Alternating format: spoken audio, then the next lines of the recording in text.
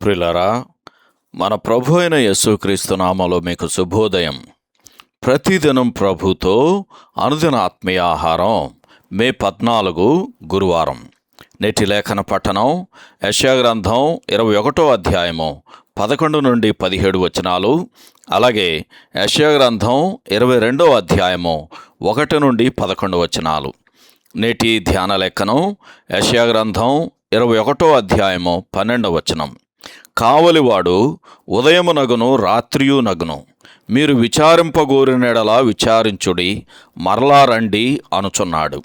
వ్యాఖ్యానాంశం ఎదోమును గూర్చిన దేవోక్తి. ఎదోమును గూర్చిన దేవోక్తి. వ్యాఖ్యానం: ఇశ్రాయేలు శత్రువుల జాబితాలో ఎదోము కూడా ఉందని మనకు తెలుసు.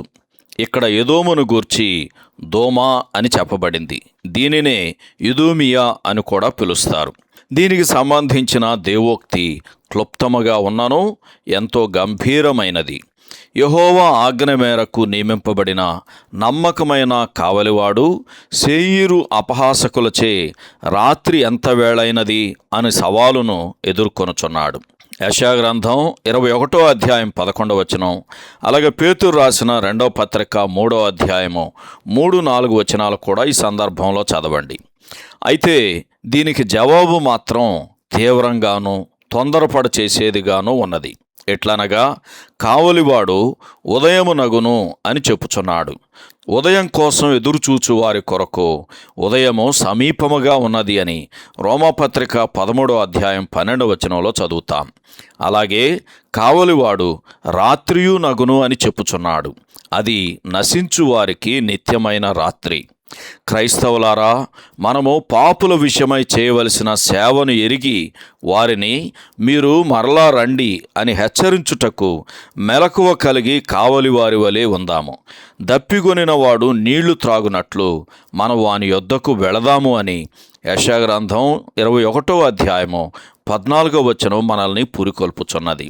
ఎదోమును గూర్చిన దేవోక్తి తర్వాత అరేబియాను గూర్చిన దేవోక్తిని వింటాము. అరేబియా యొక్క శోభ త్వరలో అంతము కానున్నది. అరేబియాను గూర్చిన దేవోక్తి ముగించిన తర్వాత 22వ అధ్యాయములో దర్శనపు లోయను గూర్చి మాట్లాడుచున్నది. ఈసారి యెరూషలేము పట్టణము దాని అవిశ్వాసముతో కూడిన స్థితిలో మనము దానిని గుర్తించగలం. దీని వర్ణన చాలా విచారకరంగా, ఆశ్చర్యకరంగా ఉంది. పట్టణమంతా కలవరముతో నిండగా అందలి ప్రజలు ప్రాకారములు కూలిపోవుటను కన్నులారా చూడగోరి మిద్దెలు ఎక్కి ఉన్నారు. అట్లు కాకుండా సాధ్యమైన మేరకు ముందు జాగ్రత్తలు తీసుకొని ఉండలేదా? 8 నుండి 11 వచనాలు చదివితే మీకు అర్థమవుతుంది. అవును, నిజమే. అవసరమైన దానిని కాకుండా, అనగా పూర్వకాలమున దాన్ని నిర్మించిన తమ దేవుడైన యెహోవాను చూడకుండా వారు దేనివైపో చూస్తున్నారు. 11వ వచనం ఈ సందర్భంలో చదవండి. సహోదరుడు జాన్ కోక్లన్ శుభములతో వందనాలు. ఈ సందేశాలకు సంబంధించి కానీ, బైబిల్కు సంబంధించి కానీ మీకేమైనా ప్రశ్నలు ఉంటే ఈ క్రింది నంబరుకు వాట్సాప్ ద్వారా పంపించండి. మీ ఆత్మీయ క్షేమాభివృద్ధి కోసం అనుభవజ్ఞుల ద్వారా జవాబులు అందించబడతాయి.